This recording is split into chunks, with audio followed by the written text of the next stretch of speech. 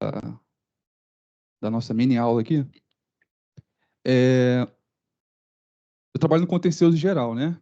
Que basicamente são ações contra o Estado sem especificidade, né? Por que essa especificidade? É, temos o contencioso tributário, que pega execuções fiscais, etc. E o contencioso geral, que pega mais a parte de servidor, os administrativos. Então, é mais, digamos assim, residual na PGE, né?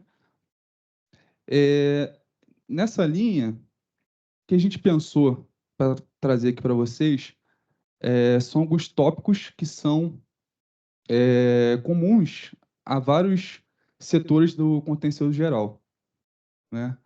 Porque por exemplo, o setor tem uma especificidade, né? O meu é execução contra a fazenda pública. Aí de um outro colega é servidor, por exemplo. Aí não faz muito sentido eu vir aqui só falar do meu setor, sendo que nem todos vocês vão para lá, né? Então, pensando nisso, o que a gente vai tentar trabalhar aqui hoje? Cadê o laser? Achei.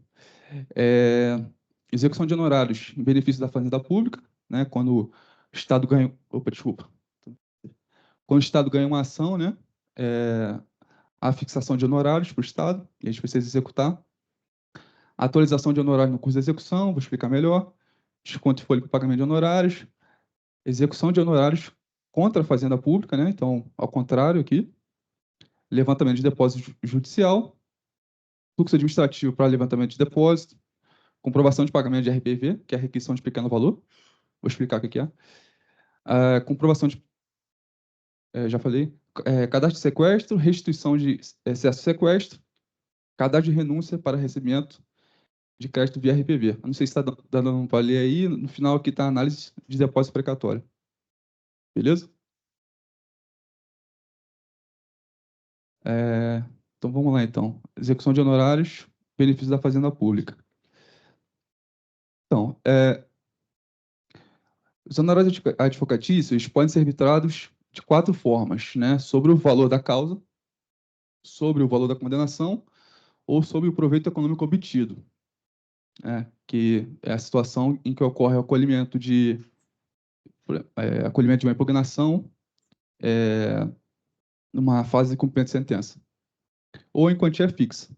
Então, são essas 4 possibilidades de arbitramento de honorários.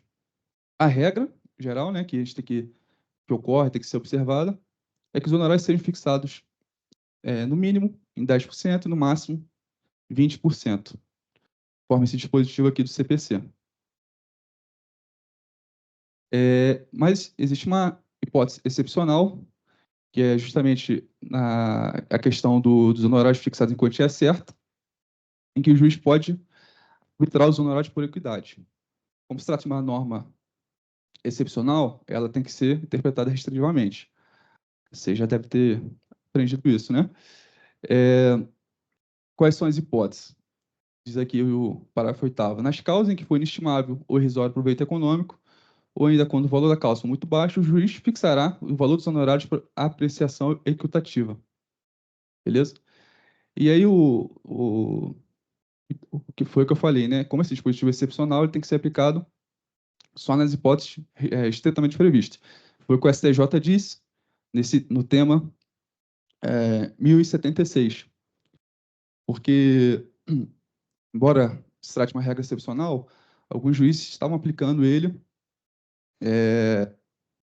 digamos assim, por analogia, né? Nas situações em que o valor da causa era muito alto, ou uma condenação muito alta contra a fazenda pública, ou um particular em geral, e aí o juiz, sem observar a regra geral, né, de no máximo 10, no mínimo 10 e no máximo 20%, ele fazia isso para reduzir os honorários.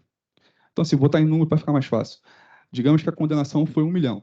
Aí o juiz pensava, pô, se eu der 10%, o advogado aqui vai ganhar 100 mil. E aí ele achava isso injusto, né, alguns juízes, e aí aplicavam esse dispositivo, ampliava, né? Fazia uma interpretação extensiva do dispositivo, né? Aí o STJ disse que isso não pode, né? Esse artigo, esse parágrafo 8º, apenas se admite o arbitramento de honorário de equidade quando, né, são as situações que estão previstas no dispositivo. Ou seja, o STJ disse que não pode fazer essa interpretação extensiva, beleza? Mas a matéria também vai ser apreciada pelo Supremo, né? Porque, enfim, é ruim quando a gente ganha uma ação e o juiz aplica esse dispositivo contra a gente, mas quando a parte contrária, para a gente tentar reduzir, a gente continua recorrendo, né? Então o Supremo ainda vai decidir isso. Ainda estão chegando alguns recursos no Supremo sobre isso, que é o tema de repercussão geral 1255, que ele vai dizer basicamente se a interpretação do TJ está correta ou não, beleza? Aí é só para dar uma pincelada para vocês entenderem mais ou menos do que a gente está falando, tá? Beleza. Aí, fixados os honorários, a gente precisa executar, né? E aí qual é o procedimento para fazer isso? Primeiro a gente tem que verificar se o devedor é beneficiário da gratuidade de justiça. Se for beneficiário, o título executivo é inexigível, ou seja, não pode ser executado, né?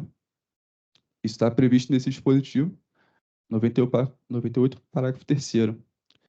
Vencido o beneficiário, as obrigações decorrentes dessa sucumbência ficarão sob condição suspensiva